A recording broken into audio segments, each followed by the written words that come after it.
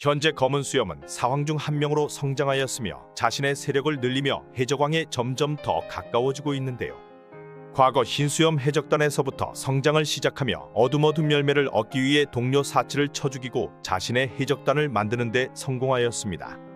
현재 티치는 40대로 접어들었으며 전성기에 도달하였다고 볼 수 있습니다.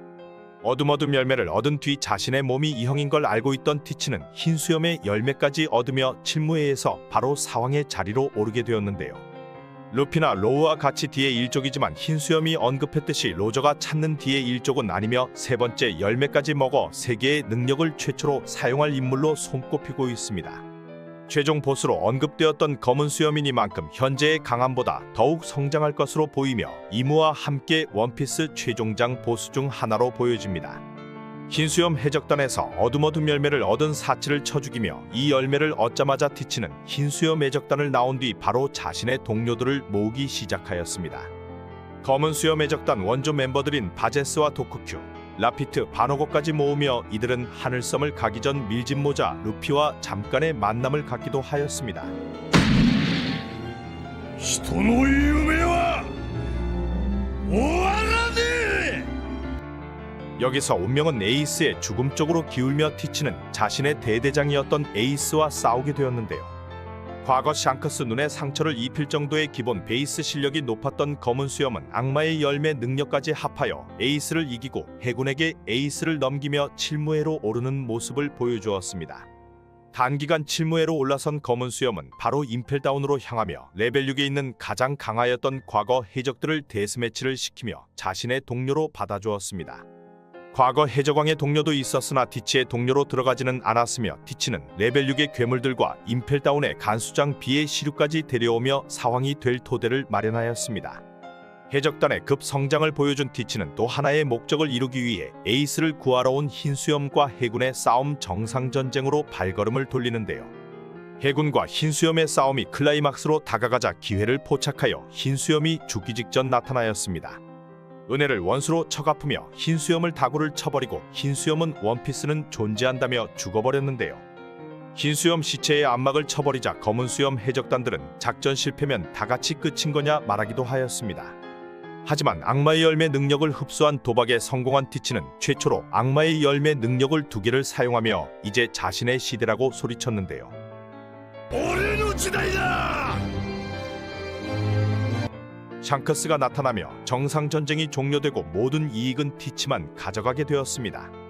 검은 수염 티치는 흰 수염을 죽인 뒤 전세계적으로 공개된 이 장면으로 명성을 얻으며 사왕이 될 수 있는 토대를 갖추게 되었습니다.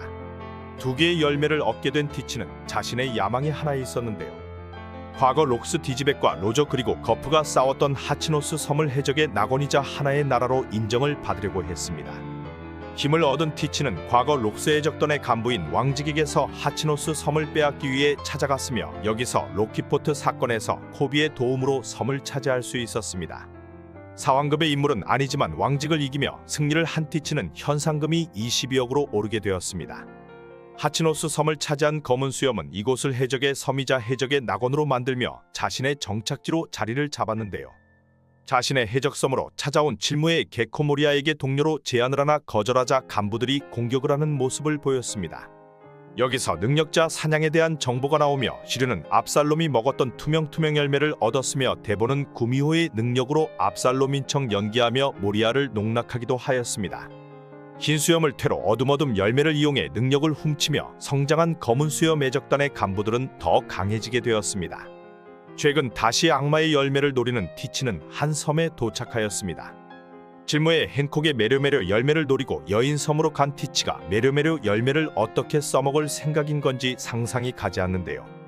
열매의 능력으로 자신과 코비를 빼고 해군을 포함한 검은 수염 해적단 모두가 돌로 변해버렸습니다. 헨콕의 목을 잡은 채 동료들을 돌려놓으라 하나 헨콕은 손을 놓으면 풀어준다 하며 검은 수염은 동료를 버리고 헨콕을 죽일지 고민에 빠지는데요. 옆에 있던 코비도 어찌할 바를 모르는 사이 한 사내가 등장을 합니다. 로저의 오른팔인 명왕 레일리가 등장하며 엄청난 패기를 뿜어냈는데요. 레일리는 검은 수염에게 난 너가 싫다 말하며 자신이 중재를 하겠다고 헨콕에게 말합니다. 헨콕에게 석화를 풀라 말하며 자신이 책임을 지겠으니 검은 수염에게 섬에서 꺼지라 말하는 모습을 보입니다. 열매 하나 때문에 동료를 잃고 레일리까지 상대하기 버거웠던 티치는 섬을 빠져나가며 사건은 일단락되었습니다. 티치가 떠나자 레일리는 자신의 속마음을 털어내는데요. 해군대장 키자루도 상대하기 꺼려하였던 레일리였지만 자신도 이제 늙었다며 만약 검은 수염과 1대1로 싸우게 된다면 자신도 패배하였을 것을 암시하였습니다. 티치는 여기서 등장하였던 칠무의 세라핌의 공격을 패기로 간단하게 막아서는 모습도 보여주었으며 열매 능력뿐 아니라 패기도 뛰어난 걸 확인시켜 주었습니다. 여인 섬을 빠져나온 티치는 또 한 번 싸움을 벌일 준비를 하였는데요. 두 명의 사왕을 물리친 루피와 키드, 로우 중 한 명을 없애려 한 섬에서 기다리고 있었습니다. 3명 중 티치가 있는 곳으로 향한 인물은 로우였으며 로우와 만난 티치의 목적은 빅맘과 카이도우가 가지고 있던 포네그리프의 사본이었는데요. 포네그리프 사본을 얻으려 로우와 티치의 싸움이 시작되며 검은 수염 해적단의 간부인 바제스는 힘이 멸매로 섬을 들어 던져버리고 보노거는 워프워프 능력으로 순간이동 능력을 보여주었습니다. 도크큐의 병병열매 능력으로 로우는 여자로 변하지만 사왕전에서 배운 게 많다고 말하며 로우는 악마의 열매 기술을 깨트려버리는데요. 흔들흔들 열매로 티치는 엄청난 파괴력을 보여주나 로우는 새로운 K롬 기술로 티치에게 큰 충격을 입힙니다. 빅맘에게도 보여주었던 이 기술을 맞고 티치가 바다로 떨어지려 하나 바노고가 구해주며 암수를 사용하는데요. 두 선장과 간부들의 싸움이 지속되나 아무래도 간부들의 차이와 로우와 티치의 능력 차이로 최후의 싸움 끝에 로우는 패배하고 부선장으로 볼 수 있는 배포도 옆에 쓰러져 있습니다. 해적 잠수정마저 파괴되자 해적단으로 볼 수 없는 로우 해적단을 이기며 티치는 웃는 모습을 보여주는데요. 하지만 쓰러져 있던 배포는 처파가 준 럼블볼을 이용하여 스로나에 성공하며 한 방 먹인 뒤 로우를 데리고 겨우 탈출을 합니다. 빅맘과 카이도우의 포네그리프까지 얻은 검은 수염 해적단의 본거지에는 해군 전설 거프가 등장하였는데요. 자신의 애제자 해군 영웅 코비를 구하기 위해 하치노스 섬으로 쳐들어오며 등장과 함께 갤럭시 임팩트를 날려버렸습니다. 나이를 먹었다며 너스레를 떨며 간부들까지 쉽게 압도하는 모습을 보여줍니다. 하지만 해군 대장이었던 아오키즈가 거프를 막아서는데요. 아오키즈에게도 전혀 밀리지 않는 모습을 보였던 거프였지만 결국 코비를 구하려다 거프가 시류의 공격에 부상을 당하고 맙니다. 그리고 자신을 뺀 나머지 해군들을 내보내며 너희들은 해군의 미래라 말하고 거프는 결국 패배하고 맙니다. 누운 채 웃으며 얼어붙은 거프는 현재까지 생사가 확인이 되지는 않고 있는데요. 검은 수염은 사왕의 한 그룹인 30억 벨이 로우를 잡아내고 간부끼리 해군 전설 거프까지 잡아낸 검은 수염 해적단의 성장세는 더 높아질 거로 보입니다. 어둠 열매를 이용하여 능력을 계속 얻게 될 텐데요. 검은 수염 티치가 세 번째 열매까지 먹는 게 가능하다는 얘기가 나오는 지금 최종장에서 티치가 어느 정도로 성장할지 알 수가 없습니다. 거대한 전쟁을 암시하였던 오다 작가의 전쟁 그룹이 어떻게 정해질지도 기대가 됩니다.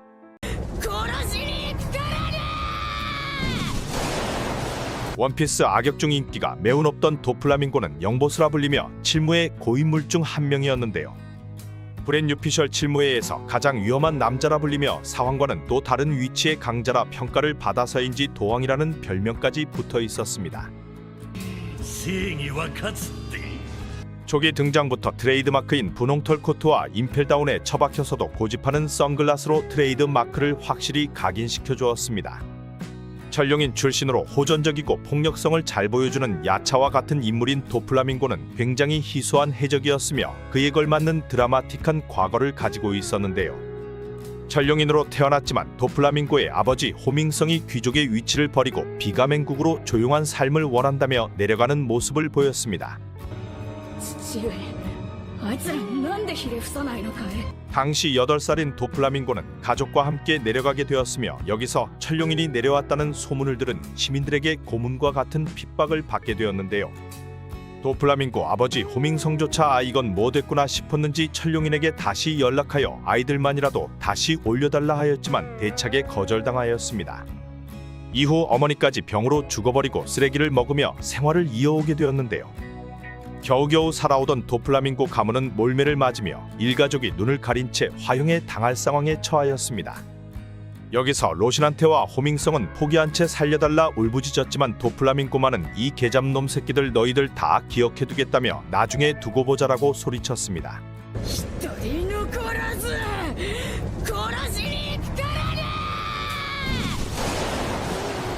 그리고 패왕색 패기를 세려버리며 도플라밍고 패밀리가 설립되는 계기가 되었습니다. 전룡인 중에서도 악함이 강한 캐릭터로 어린 시절의 분노 때문인지 태생 때문인지 아버지를 죽이고 아버지의 목을 천룡인들에게 들고 갔지만 다시 천룡인 신분으로 올라가지는 못하였는데요.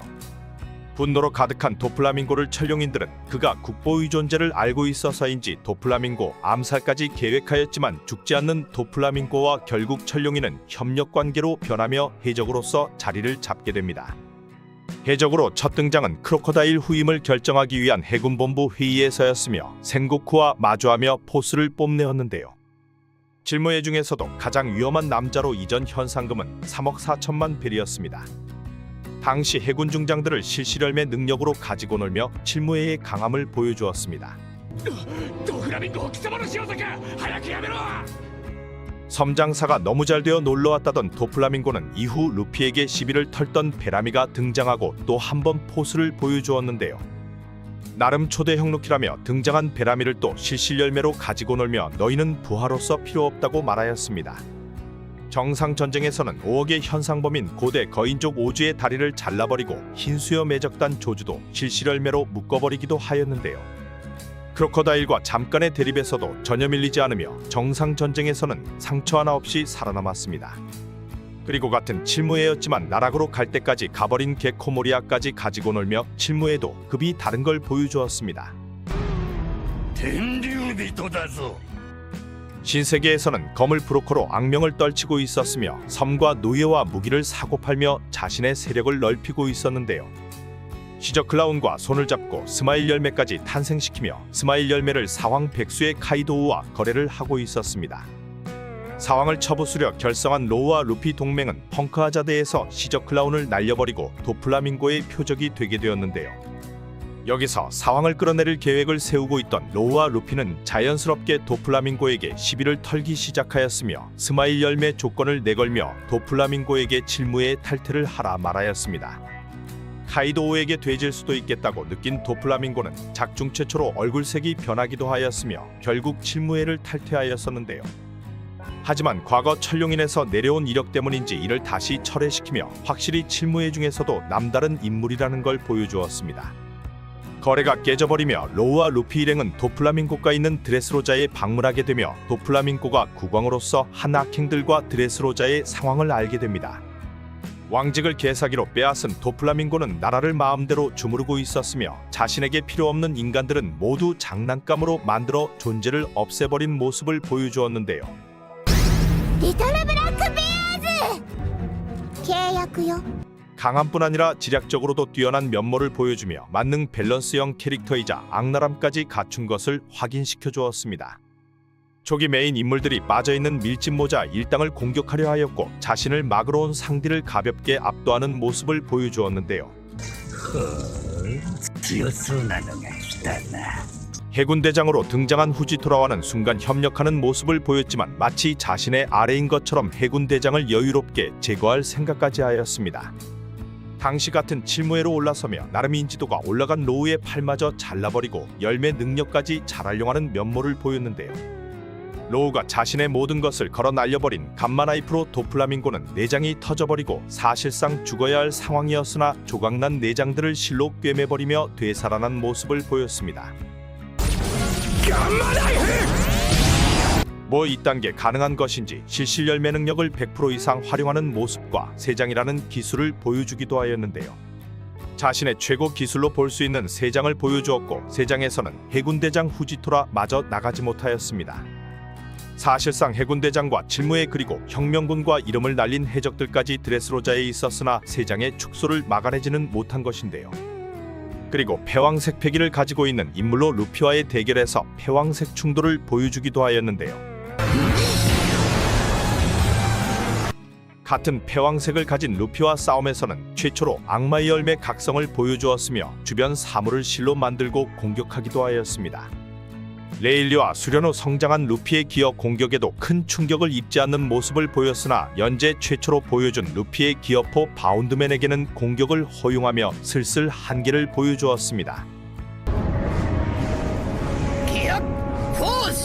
도플라밍고는 밸런스가 매우 좋은 인물이었으나 아무래도 강한 몰빵에 루피의 능력과 주인공 버프에는 무리가 있었는데요. 보스는 사황급으로 도왕이라고도 불리었지만 사실상 사황 밑의 인물로 평가받으며 리타이어가 되어버렸습니다. 루피와 싸움에서는 1대1 파워 대결에서 밀려버리고 면상에 펀치가 꽂혀버리며 트레이드 마크인 선글라스가 아작나는 모습을 보였습니다. 도플라밍고 패배와 함께 돈키호테 패밀리는 전원체포가 되었으며 선장인 도플라밍고는 추루가 전담마크하며 임펠다운으로 후송되었는데요.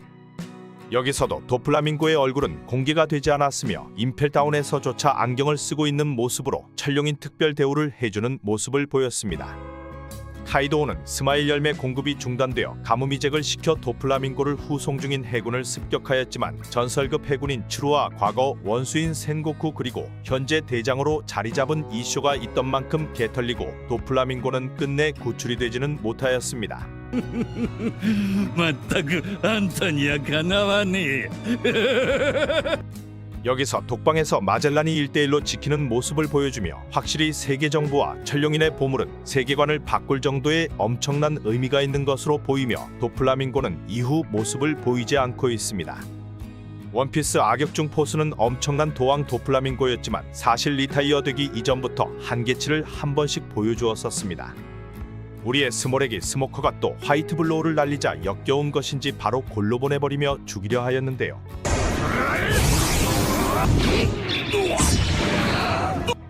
이때 사카즈키와 싸움 이후 해군에서 나온 아오키지가 스모커를 도우려 등장하였으며 순간 도플라밍고를 얼려버리는 모습을 보였습니다. 평소 성격 같았으면 실실열매 능력을 사용해서 겁나 괴롭혔을 도플라밍고였지만 여기서는 애써 웃으며 말을 돌리는 모습을 보였는데요. 넌 뭐하는 놈이냐라고 외치며 너와는 싸울 생각 없다 말하고 마치 이건 무서워서가 아니라 내가 봐주는 거다 라는 느낌으로 빠르게 빤스런을 하였습니다. お前と戦う気はない 사왕급의 인물들과 해군 대장급의 인물들에게는 못 미치는 인물로 평가가 되고 있으며 고인물 중 한 명으로 이 이상의 성장은 어려웠을 거라는 평가가 많았는데요. 패왕색 패기를 갖추고 있지만 패위감이나 그 이상의 모습을 보여주지 못하였고 패왕색이 없는 전 해군대장 아오키지에게 밀린 점 그리고 이놈도 사람인지 자신보다 위라 생각되는 인물들에게는 빤스런을 하는 점 등 나름 인간미가 보이는 모습을 보여주기도 하였습니다. 강함을 본다면 사황과 해군대장보다는 아래이며 사황 최고간부나 실무의 웬만한 강자들에서는 상위권에 위치한 인물로 아버지인 호밍성이 지상으로 내려오지 않고 있었다면 굉장히 잔혹한 면모를 잘 보여주었을 거라 생각됩니다. 하지만 이런 잔혹함이나 조커라는 악명과 달리 동료를 굉장히 잘 챙기는 모습을 보였는데요. 배시는 절대 용납하지 않으며 자신의 동료의 실수라면 굉장히 너그러운 장면을 보이고 과거 호밍성의 뻘짓 때문인지 아버지보다는 훗날 얻게 된 자신의 패밀리를 진짜 가족으로 여기고 있습니다. 심지어 콜로세움에서 이글이글 열매를 눈앞에서 사보에게 빼앗긴 디아만트에게도 지나간 일이라 한마디 남기고 아무 말도 하지 않았는데요. 하지만 이와 반대로 간부급의 인물들 즉 자신이 가족이라 생각하는 자들을 비웃거나 공격한다면 얄짤없는 모습을 보여주었고 여기에 잘 이용당한 인물이 바로 베람이라 생각됩니다.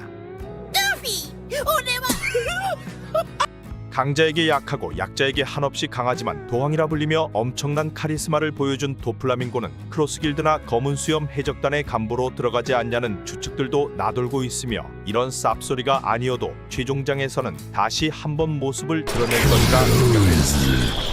お前なんてことしてくれたんだ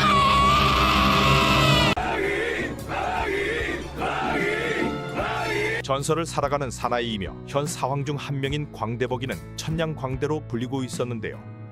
전설의 남자인 만큼 시작부터 해적왕 골드로저 배에 타고 있었으며 여러 전투를 거치며 전설급 인물들과 인연이 있는 모습을 보여주고 있습니다. おい赤っ鼻 현재 해적왕에 가장 가까운 남자인 샹크스가 과거 해적단을 만들던 시절 버기에게 동료로 제안을 하였지만 거절을 하며 자신의 해적단인 버기 해적단을 만들고 현재의 자리까지 오게 되었는데요. 현재는 샹크스를 넘어서 버기가 두 번째 해적왕이 될 인물로 추측하는 사람들도 많아지고 있습니다. 초기 버기의 적단의 선장이자 주인공 루피에 이어 두 번째 악마의 열매 능력자로 등장한 버기는 초인계 동강 열매 능력자인데요. 俺は切っても切れないバラバラ人間なのさ。いや 평균 현상금이 300만 벨이었던 이스트블루에서 나름 강자로 불리고 있었습니다.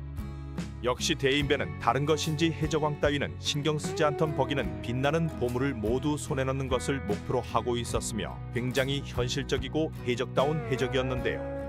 두 번째로 등장한 악마의 열매 능력자답게 나름 이스트블루 유명 해적 사냥꾼이었던 롤로노아조로 등짝에 상처를 남겨버리며 엄청난 실력을 보여주었습니다.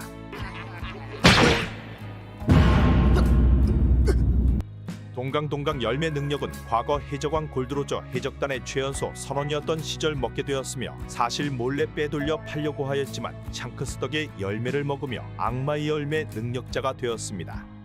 ああそういえばさっき船長が 이 때문에 버기는 샹크스를 평생의 원수로 여기게 되었다고 하였지만 사실상 검사에게는 질 수 없는 최강의 검사 킬러 능력을 얻게 되었다고 보여집니다. 이 당시 흰수염 해적단과 싸움이나 금사자시키와 싸우게 된 에드워 해전 등 대형 싸움에 참여하며 현재 이름을 날리는 괴물급 해적들과도 어느 정도 알고 있는데요. 로저 해적단이 최종장 라프테를 발견하고 원피스를 찾게 되었지만 버기는 뜻하지 않게 고열이 나며 샹크스와 함께 두 사람만 원피스를 보지는 못하게 되었습니다. 行くんだったら俺たちはいつか自分の船で行くよ。 이후 로저가 사망 후 버기는 사실상 차세대 왕은 빨간머리 샹크스라고 생각하고 있었으며 그 때문인지 샹크스에게 원피스를 언제 찾으러 갈 건지 묻게 되었는데요. 샹크스가 당장 노릴 생각은 없다 말하자 실망한 모습을 보이고 샹크스의 동료 제안을 거절하는 모습을 보여주었습니다. 이후 로저 해적단 출신인 걸 숨기고 버기 해적단을 창설하여 22년 동안 샹크스와 버기는 각자의 길을 가게 되었는데요. 오렌지 마을에서 모습을 드러내 조로는 물론 주인공 루피와 처음으로 호각으로 싸우는 인물로 등장하여 갑버기의 힘을 보여주기도 하였습니다. ってことはこれはシャンクスの帽子かよ。道理で見覚えがあるわけだ。 밀짚 모자를 훼손시키며 루피와 싸웠지만 나미가 버기의 몸을 묶어버리고 얼굴에 손발만 붙은 상태로 순간 리타이어 되었는데요. 초기에는 다신 등장하지 않을 수 있겠다고 생각한 사람들이 많았지만 이후 한 번씩 등장한 버기는 로그타운에서 다시 재등장을 하게 되었습니다. ボギーやブギーやベヒーじゃねえし、あ、そうだ、バフンだ。 여기서 사실상 루피를 처형 직전의 상황까지 몰고 갔으며 미래 사왕이 될 루피를 보내버릴 수 있었으나 엄청난 인맥발을 가진 루피의 아버지 드래곤 때문인지 버기는 번개를 맞고 루피는 살아나게 됩니다. 이후 버기는 에이스와 술친구가 되어 잠깐의 등장을 보여주었지만 록스 해적단의 선원인 캡틴 존의 보물을 찾다 임펠다운에 수감되게 되는데요.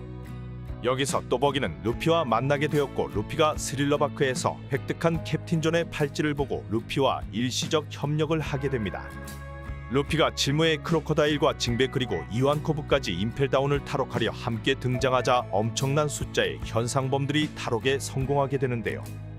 해군은 버기가 로저 해적단의 선원이었던 걸 알게 되어 루피와 함께 버기를 탈옥의 주범으로 지목을 하게 됩니다. 이때부터 갑버기의 진짜 능력들이 발휘가 되기 시작하는데요. 로저 해적단 일원이란 배경과 함께 자신보다 현상금이 높은 거물들을 말 한마디로 휘어잡으며 자신을 찬양하는 탈옥수들에게 흰 수염의 목을 취하자는 쌉소리를 날려버립니다. さっさと白ひげの首取っちまいましょうよ。どうともやらいでか。ね 이런 장면을 본 징배도 버기의 숨겨진 재능을 보고 놀라는 모습도 보여주었습니다. 정상 전쟁에서는 흰수염이 버기를 알아보게 되었는데요. 흰수염은 버기를 찬양하는 현상범들을 보며 버기에게 일시적 동맹을 제안하였고 이는 또 한 번 버기가 신격화되는 상황을 만들게 됩니다. 誰かと思えばロジャーんとこの小僧じゃねえか。 이후 흰수염의 죽음과 함께 얼탱이 없는 방송을 하던 버기는 빨간머리 샹크스가 등장하며 또 한 번 갑버기의 주가는 상상을 초월하는 떡상을 하게 되는데요. 사왕 중 원피스에 가장 가까운 남자인 샹크스에게 거리낌 없이 쌍욕을 날리며 멱살을 잡는 모습을 보여주었습니다.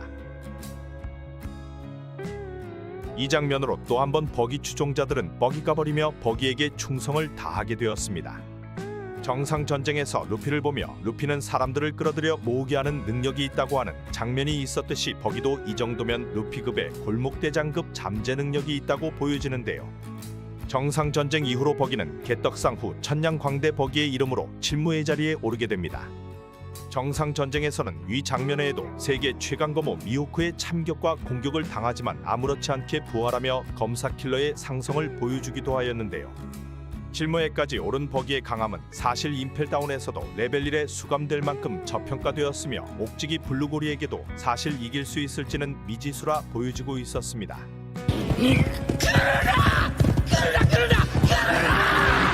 죄악체인 이스트블루에서는 나름 이름을 날리고 있었지만 사실상 칠무의 자리에 들어가며 합류하게 된 미스터3보다도 낮은 전투력을 소유하고 있다고 볼 수 있습니다. 칠무의 자리로 올라간 버기는 정상전쟁에서 자신을 추종하는 현상범을 필두로 버기 딜리버리를 만들었으며 용병 사업을 시작하게 되었는데요. 여기에는 거인족 하이루딘 패거리도 있었으며 패거리의 숫자를 보면 돈키호테 패밀리와도 밀리지 않는 숫자로 거대한 조직의 우두머리로 올라서게 되었습니다.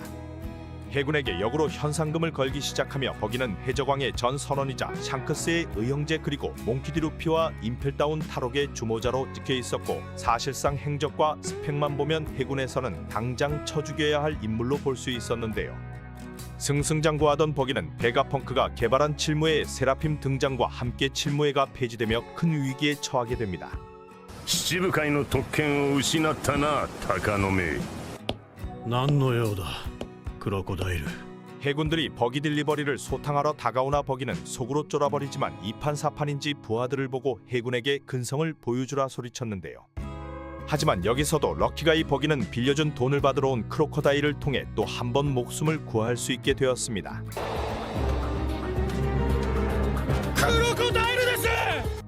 이후 해군을 넘어 이제 크로커다일에게 죽으리기에 처한 버기는 자신의 버기 딜리버리의 인적 자원을 크로커다일에게 제공하기로 약속하였는데요. 버기 딜리버리의 엄청난 쪽수와 적지 않은 현상금을 가진 인물들로 구성되어 이를 무시할 수 없었던 크로커다일은 제안을 승낙하였고 동맹을 제안하였던 미호크까지 크로커다일과 미호크 그리고 광대버기는 크로스길드라는 소속으로 뭉치게 됩니다. 하지만 돌아버린 버기의 부하가 미호크와 크로커다일이 버기의 아래로 들어온 거로 착각하며 홍보 전단지를 버기를 메인으로 뿌려버렸는데요. で、ばらまかれたビラがこれか？ 거기에 우연인지 비련인지 루피를 통해 빅맘과 카이도우가 사왕에서 나가리 돼버리며 새로운 신사왕 중 한 명으로 얼굴을 올리게 되었습니다. 루피에게 현상금이 30억 베리가 걸렸으나 새롭게 사왕으로 올라선 버기의 현상금은 31억 8,900만 베리가 걸리고 루피보다 더 높은 위험도를 가졌다고 평가되었는데요. 31億8900万ベリー 하지만 실상은 바지 사장으로 신발을 핥을 테니 목숨을 살려달라 비는 처지로 최초로 패기가 없는 사왕의 모습을 보여주게 되었습니다. 그리고 이런 모습과 달리 예상외로 버기는 크로커다일과 미호크에게 일침을 날리기도 하였는데요. 안전을 추구하는 두 사람과 달리 니놈들이 그래도 해적이냐며 당장 원피스를 찾으러 가자고 직격탄을 날리며 부하들에게 방송을 때려버리기도 하였습니다. 과거 자신은 샹크스가 엄청난 유망주로 보아 원피스를 포기하고 있었으나 어찌되었건 이제 같은 위치에 오른 만큼 자신이 원피스를 찾아내고 싶다고 소리쳤는데요. 크로커다일과 미호크는 자리가 사람을 만든다지만 드디어 돌아버렸냐며 또 한 번 버기를 때리려 하였습니다. 이후 버기의 모습은 나오지 않고 있으나 사실상 버기는 원피스 극초기부터 등장하여 등장 때마다 놀라운 모습을 보여주고 있는데요. 野郎どもクロスギルドを設立した 현재 크로스 길드가 해군에게 현상금을 걸어버리고 기존에 있던 질서를 송두리째 뒤집어버리며 강함을 떠나 버기의 영향력은 엄청나게 높아진 걸 알 수 있습니다. 다음 버기가 등장하는 시점에서는 또 사왕을 넘어선 무언가를 보여줄 수 있을 거라 생각됩니다. 이 정도로 운빨이 좋아버리니 초기 등장 시에는 개그 캐릭터처럼 등장하였던 버기가 사실상 원피스를 찾게 될 해적왕이며 최종장의 메인 인물이라는 소문도 나돌고 있는데요. 해적왕 골드로저가 가지고 있던 악마의 열매가 범상치 않은 열매라는 추측들과 함께 동강 열매를 먹게 된 버기의 열매가 사실은 또 다른 신의 열매로 포네그리프를 썰어버리고 이곳저곳에 흩어지게 할 수 있었던 원동력이 아니라는 추측들도 나오고 있습니다. 거기에 아직 밝혀지지 않은 출생과 샹크스와 함께 어떻게 해적왕배에 오르게 되었는지 등 버기의 출생도 궁금증이 커지고 있는데요. 거기다 원피스 오다 작가는 드래곤볼의 광팬으로서 비슷한 스토리를 만들어내지 않을까란 추측들도 나오고 있습니다. 드래곤볼에서도 미스터 사탄이 사실상 모든 공을 독식하는 장면이 나왔으며 버기가 원피스에서 미스터 사탄과 같은 역할을 하여 훗날 라프텔에서 원피스에 관련된 떡밥을 홀로 회수하지 않겠냐는 스토리가 예상되고 있는데요. 어찌되었건 개인의 강함을 떠나 자신보다 강한 자들을 통솔하는 능력과 해적왕 배의 선언이었으며 칠무회이자 사왕을 모두 해본 몇 안 되는 인물로 해적왕 자리에 가까운 인물인 점은 부인할 수 없는 사실입니다. 현 사왕 중 한 명으로서 훗날 버기가 정말 해적왕이 될지 기대가 되고 있습니다. やるども派手に行こうぜ 현 사왕 밀짚모자 해적단 부선장이자 최강의 거모를 꿈꾸는 롤로노와 조로는 최근 사왕 카이도우 배때기를 베어버리고 에그헤드 섬에서는 CP9 루치와 싸우고 있는데요. 자신에게 충격적인 패배를 안겨주었던 메이논 미호크에게 검수를 배우며 엄청나게 성장한 모습을 보여주고 있습니다. 카이도우의 몸뚱이를 베어내었을 때 패왕색을 갖추고 있다는 게 밝혀졌으며 미래에는 감겨있는 한쪽 눈을 뜨며 패왕색 패기를 보여줄 거라는 의견들도 나돌고 있는데요. 현재 사왕이자 조이보이로 밝혀진 루피가 처음으로 만든 동료이며 초기 등장 시 조로는 이미 이스트블루에서 해적 사냥꾼으로 악명을 떨치고 있었습니다. 최악의 세대에서도 부선장급으로 킬러와 함께 최악의 세대 멤버로 뽑혔으며 미래 최강의 거모로 올라설 인물입니다. 루피와 만나기 전부터 이스트블루에서 유명하였던 조로는 처음에는 해적이 아닌 현상금 사냥꾼으로 생계를 유지하였습니다. 생계로 시작한 현상금 사냥꾼이었으나 이스트블루에서는 네임드라고 볼 수 있는 알비다나 버기, 돈클리크, 어인 아롬까지 조로의 이름을 알고 있었는데요. 하지만 루피를 만날 때는 헤르메포 때문에 해군에게 붙잡혀 있었으며 칼을 빼앗긴 채 처형당할 날을 기다리고 있었습니다. 헤르메포의 아버지인 손도끼 모건에게 당하기 전 루피와 함께 탈출에 성공하며 해적으로서 활약을 시작하였습니다. 실무의 크로커다일의 회사인 바로크 워커스에서도 스카우트가 들어올 정도의 강자였으며 바로크 워커스에서는 루피에게 걸린 3천만 벨이 현상금이 조로한테 걸릴게 잘못 걸렸다고 오해를 하기도 하였습니다. 이런 유명세를 떨치는 상황의 미호크를 만난 조로는 아쉬움도 없게 개털려버렸는데요. 과도로 싸워주는 미호크에게 삼도류를 보여주지만 엄청난 격차를 느끼고 맙니다. 죽음을 각오한 것인지 패배를 하면서도 등짝의 상처는 수치라며 미호크에게 강한 인상을 남기고 원피스의 명장면을 만들기도 하였는데요. 背中の傷は剣士の恥だ。見事 미호크는 훌륭한 젊은 검사라며 과도를 버리고 자신의 진검인 흑도로 조로를 베어버렸습니다. 미호크에게 패배 후 조로는 죽음의 경계선에서 패기를 느끼며 다즈보네즈를 꺾고 첫 현상수 배범으로 올라가게 됩니다. 이후 워터세븐에서 CP9 카쿠를 구도리로 격파해버리고 서서히 현상금이 오르며 억대의 현상금으로 초신성으로 올라서는데요. アシュラ一部銀 하지만 최악의 세대이자 초신성으로서 샤본디 제도에 도착한 조로는 또 한 번 자신의 한계를 마주하게 됩니다. 이미 하늘섬에서도 자연계인 에넬에게 아무런 공격도 하지 못하고 패배하였으며 샤본디 제도에서 첫 등장한 해군 대장 키자로에게도 큰 반격을 하지 못하고 발리는 모습을 보였습니다. 큰 반격도 못한 것은 게코모리아와 싸움 후 등장한 칠무의 쿠마와의 거래 때문이기도 하였는데요. 모리아를 이긴 루피의 모든 피로와 축적된 데미지를 혼자 받아내며 죽어도 이상하지 않은 상황에 아무 일도 없었다라 말하며 부선장의 포스를 보여주었습니다. 하지만 이 충격이 아니었어도 패기를 익히기 전이었던 조로는 해군 대장 키자로에게는 반격할 방법이 없었다고 볼 수 있습니다. 레일리와 쿠마의 도움으로 겨우 목숨을 건진 밀짚모자 일당은 모두 흩어지게 되며 2년간 각자의 수련 기간을 갖게 되는데요. 여기서 조로가 떨어진 곳은 자신에게 패배를 안겨준 메이논 미호크가 있는 섬이었으며 여기에 페로나와 함께 떨어지게 됩니다. 자신의 한계를 느끼고 있던 조로는 미호크에게 가르침을 구하게 되는데요. 너를 뛰어넘기 위해서 가르침을 달라 하는 조로를 보며 웃던 미호크는 다른 뜻이 있는 것을 알고 조로에게 검수를 알려주기로 합니다. 그리고 2년 뒤 조로는 왼쪽 눈에 상처가 나 있으며 패기를 능숙하게 다룰 수 있게 됩니다. 길치인 건 여전하였으나 2년이 지난 뒤 도플라밍고의 간부인 눈열매 능력자인 모네를 패기를 사용하지 않고 겁에 질리게 만들어버렸습니다. 그리고 찐 간부인 바위바위 열매로 거대화를 한 목소리 삐고 피카까지 베어버리며 자신의 성장을 보여주었습니다. 三千大戦世界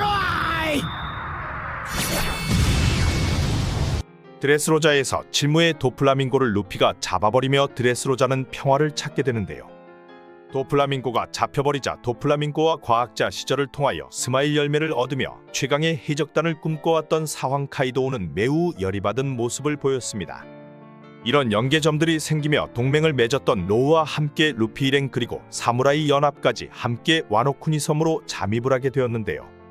조로는 여기서 과거 부선장으로 함께 최악의 세대로 올랐던 킬러를 만나며 박빙의 승부를 보여주었습니다. 하지만 규키마루까지 신경 쓰던 조로는 부상을 당하고 둘의 싸움은 끝나게 되었습니다. 여기서 조로는 과거 스릴러파크에서 얻었던 흑도 슈스이를 와노쿠니에 돌려주며 조로는 코즈키 오뎅의 유품 중 하나인 엠마를 얻게 됩니다. 엠마는 코즈키 오뎅이 카이도우에게 유일하게 상처를 입힌 전설의 검 중 하나였으며 패기를 빨아먹는 요도였습니다. 조로가 요도 엠마를 얻게 된 뒤 카이도우 해적단과 빅맘 해적단은 동맹을 맺게 되며 海賊同盟を結ぶことにスタート 메인 카드인 루피, 조로, 키드, 로우, 킬러는 빅맘과 카이도우 두 사왕을 상대하게 됩니다. 사왕과 싸움 중 패왕색을 두른 공격으로 카이도우가 루피를 공격하며 루피는 순간 기절을 하였는데요. 루피를 본 조로는 로우에게 지금 보여줄 건 자신의 한계라며 이 기술이 먹히지 않는다면 종말이라고 말합니다. 로우에게 뒤는 부탁한다고 말하며 조로는 엠마와 함께 엄청난 패기를 방출하기 시작합니다. 오뎅과 겹쳐 보이는 조로는 카이도우를 부르고 선장의 목을 가져갈 거면 자신의 머리를 먼저 가져가라 말하는데요. 그리고 구도류 기술인 아수라 발검을 시전합니다. 카이도우의 공격을 받아내며 조로는 자신의 최고 기술을 보여주고 카이도우를 베어버리는 데 성공하는데요. 오뎅 이후 몸에 상처가 난 적 없던 카이도우 배에서 피가 뿜어져 나오며 카이도우는 놀라는 모습을 보입니다. 그리고 너도 패왕색을 가지고 있냐고 조로에게 묻는데요. 아직 패왕색을 자각하지 못한 조로는 무슨 소리냐며 카이도우에게 말하였습니다. 카이도우는 이 상처는 남을 거라 말하자 조로는 쓰러집니다. 조로가 쓰러지자 쇠몽둥이를 맞고 쓰러졌던 루피가 다시 일어나며 패왕색도 두를 수 있는 거냐며 다시 카이도우와 싸우기 시작하는데요. 쓰러졌던 조로는 로우가 데리고 내려오며 로우는 상디에게 온몸에 부목을 대고 붕대로 감으라고 얘기합니다. 조로는 온몸을 깁스를 하고 잠이 들어버렸는데요. 잠든 조로를 상디가 업고 다니며 상디는 열이 받은 모습을 보입니다. 조로는 평온하게 목이 마르다며 잠꼬대를 하며 체력을 충전을 하는데요. 상디는 마르코와 대간판인 킹과 퀸을 상대하며 한계에 닿은 상태까지 가게 됩니다. 그리고 당장 싸울 수 없는 상태였던 조로에게 초파와 양 선생이 나중에 고통이 배가 되나 체력이 회복되는 약이 있다 말해줍니다. 당장 달라는 조로의 붕대가 풀리기 시작하며 마르코는 갑자기 항복을 외치는데요. 주역이 등장했다 마르코가 말하자 조로가 일어서며 킹을 대적하게 됩니다. 종족이 밝혀지지 않았던 킹의 가면을 조로는 부숴버리며 검정 날개와 갈색 피부 그리고 등에 불까지 보여지며 킹은 루나리아 종족인 게 밝혀지는데요. 조로는 루나리아족을 파악하는 데 시간이 걸리며 고전을 하였습니다. 킹의 약점을 간파한 조로는 마지막에 킹의 최고 화염 공격이 날아오자 조로는 화염을 모두 베어버리고 킹도 베어버리는 데 성공합니다. 조로가 대간판 킹을 잡아내고 루피는 3번의 패배 끝에 카이도우를 잡아내는 데 성공하는데요. 사람 열매 모델신 니카로 루피는 부활하고 조이보이인 게 밝혀집니다. 그리고 카이도우와 사황 동맹을 깨부수며 루피키 들어오는 사황으로 올라가게 되는데요. 두 사황을 잡아낸 밀짚모자 해적단의 현상금이 나오며 다들 놀라는 모습을 보입니다. 다들 사황의 간부들을 물리치며 현상금이 올랐는데요. 쇼파는 현상금이 1000베리로 올랐으며 나미는 3억 6600만 베리, 소울킹 브룩은 3억 8300만 베리, 갓 우솝은 5억 베리, 니코로비는 9억 3천만 베리, 상디는 10억 3200만 베리, 징베의 11억 베리 그리고 부선장인 조로는 11억 1100만 베리로 올랐습니다. 사왕으로 올라선 루피는 30억 베리로 엄청난 차이를 보여주었습니다. 과거 상디와 조로가 라이벌로 비추어졌지만 현재는 패왕색을 갖추고 있는 조로가 한 수위인 거로 확실시 돼가고 있습니다. 최근 에그헤드 섬으로 향한 밀짚모자 일당에게 CP0가 등장하며 조로는 과거 상대하였던 CP0 카쿠와 싸움을 보여주고 각성하여 성장한 루치와도 아무렇지 않게 상대를 하고 있는데요. 조로가 앞으로 패왕색 패기까지 사용하여 패위감을 사용하게 된다면 미호크급 검으로 성장할 수 있다고 생각됩니다. 루피가 해적왕이 된다면 해적왕의 오른팔로서 조로는 레일리와 같이 미래의 엄청난 포스를 보일 거라고 보여지네요. 신명나게 웃는 자지스가 아닌 지저스 바제스는 검은 수염 해적단의 1번선 선장으로 초기 엄청난 임팩트를 보여주었는데요. 격투 챔피언을 자칭하고 있으며 엄청난 팔뚝뼈와 함께 자신감을 보여주었습니다. やっと獲物を取る時が来たか 자야에서 첫 등장을 하였으며 당시 쪼랩들이 몰려있는 곳에서 내가 누군지 아냐 묻고 모른다 하면 일단 좁혀고봤는데요. 자신은 챔피언이라 말하고 괴성을 지르며 돌아다니는 모습을 보였습니다. 생긴 것은 호쾌한 쾌남의 이미지이며 실제 성격도 굉장히 호전적이고 밝으나 음험한 면도 나타나고 있는데요. 당시 1억 이상의 목을 노리던 검은 수염이 루피와 파이를 먹으며 마주하였고 이후 루피가 1억이 넘는 목인 것을 안 검은 수염과 바제스 동료들은 하늘섬으로 떠나려는 밀짚 모자 일당을 추적하였습니다. 하지만 거의 뗏목으로 볼 수 있는 배가 녹업 스트림을 맞아버리며 이들을 놓치게 되고 한동안 모습을 보이지는 않았는데요. 参ったぜ逃げられた 이후 티치를 쫓아온 에이스에게 바제스가 덤벼보았으나 불주먹 한 대 맞고 존재감 없이 사라졌습니다. すまん 하지만 역시 선장은 다른 것인지 티치는 어둠어둠 열매 능력과 함께 에이스를 다굴치지 않고 당당하게 1대1로 상대하였는데요.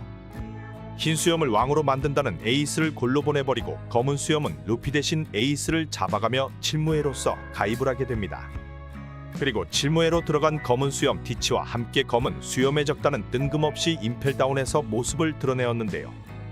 자신들의 동료를 모으기 위해서 임펠다운에서 모습을 드러냈으며 반대로 형을 구하기 위해 임펠다운으로 숨어들어온 루피와 마주하였습니다.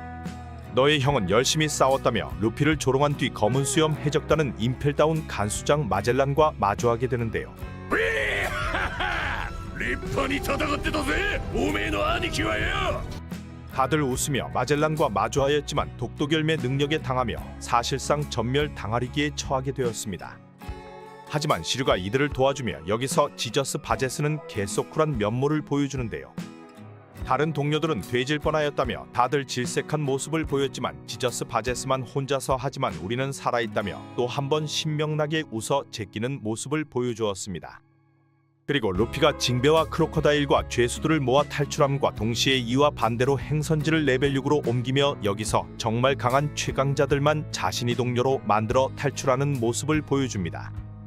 새로운 동료들과 함께 정상전쟁에서 모습을 드러내며 검은 수염 해적단은 흰 수염을 다굴쳐 사망시키는 업적을 달성하였는데요. しぶとい野郎だったぜやっとくたばったか 여기서 흔드는 들열매를 획득한 검은 수염이 사왕의 자리에 오르며 지저스 바제스는 검은 수염 티치의 최측근이자 1번선 선장으로 사왕 최고 간부 자리에 오르게 됩니다.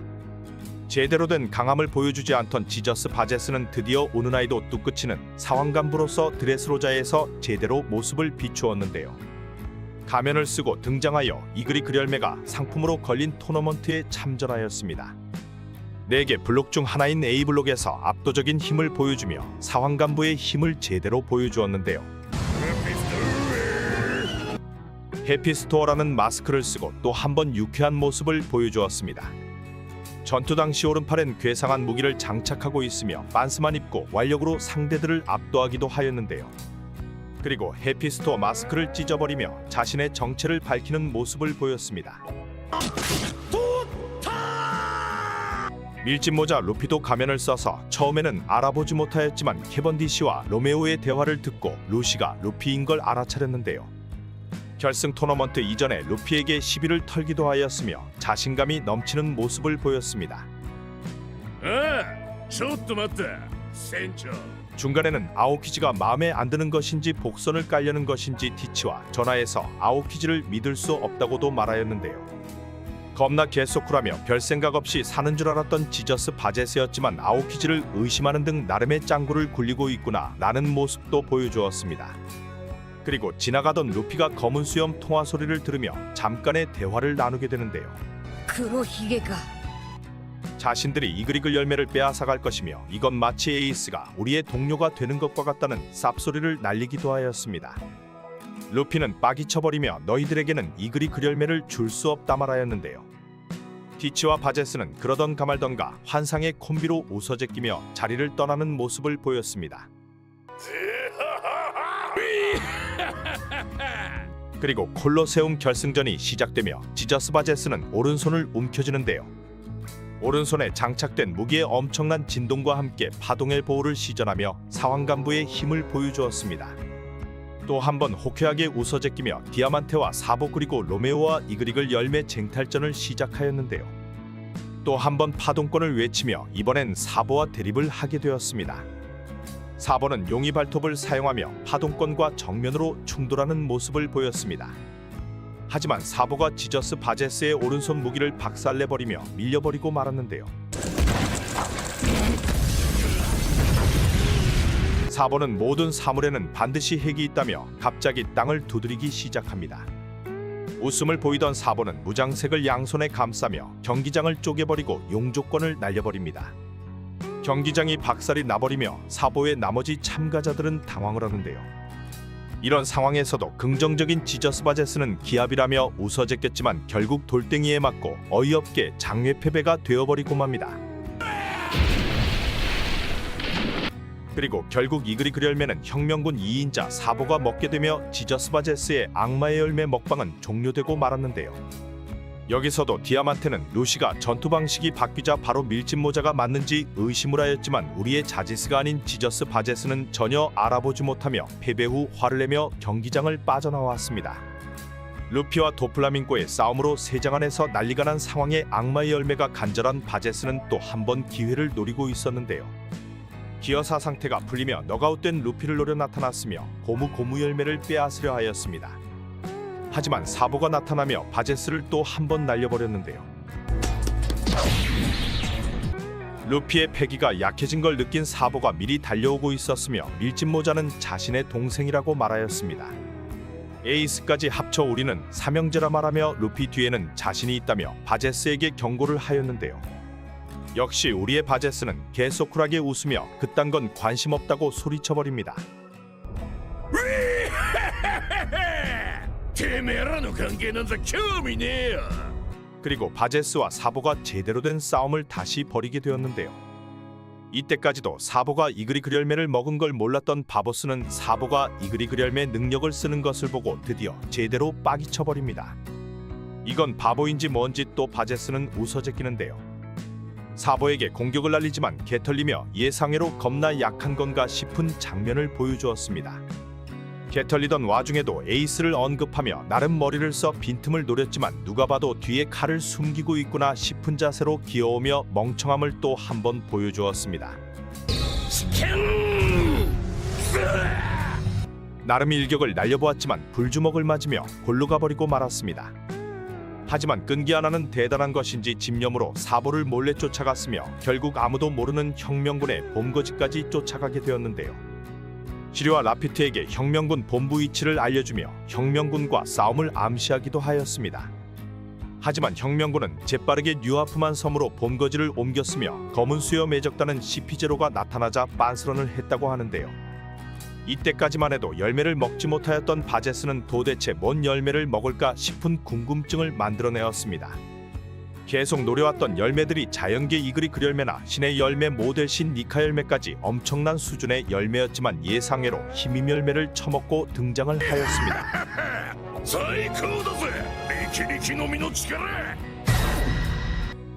사왕그룹으로 올라선 트라팔가로 해적단과 싸움에서 자신의 열매 능력을 보여준다며 산 하나를 통째로 들어올리고 또 한 번 웃어제꼈는데요. 근력을 비약적으로 상승시킨 힘임 열매로 산을 던져버렸지만 이 정도는 다이아몬드 저즈가 던진 빙산이나 거프가 던져버리는 거대한 철퇴에 비하면 뭔가 잘못된 것이 아니냐는 비판들이 나오고 있습니다. 여러 비판들과 함께 검은 수염 티치가 진짜 나쁜 놈이 아니냐는 얘기들도 나오고 있는데요. 열매 사냥을 하던 바제스가 계속 실패를 거듭하자 똥줄이 탄 검은 수염이 아무 열매나 던져주며 사실 이건 힘임 열매라 말하였다는 추측이었는데요. 参ったぜ逃げられた 진짜 악마의 열매인 줄 안 바제스는 플라시보 효과가 터져버리며 자신의 숨겨진 힘까지 뽑아내게 되었고 힘임 열매를 먹은 것으로 착각하게 만들었다는 추측입니다. 이런 추측과 함께 베가펑크는 악마의 열매도감에는 그딴 열매는 없다는 짤도 나오기 시작하였는데요. 이외에 미쳐버린 댓글도 등장하기 시작하였습니다. 티치가 던져준 열매가 맛이 있는 것은 엄청나게 특별한 열매이기 때문이며 바다를 수용할 수 있는 것도 바제스는 그만큼 귀중한 열매였구나 하며 미쳐버린 밈들을 만들어버렸습니다. 이런 밈들이 등장해서인지 지저스 바제스의 강함보다는 멍청함이 부각되기 시작하였으며 급 원피스의 호감 캐릭터로 올라서게 되었는데요.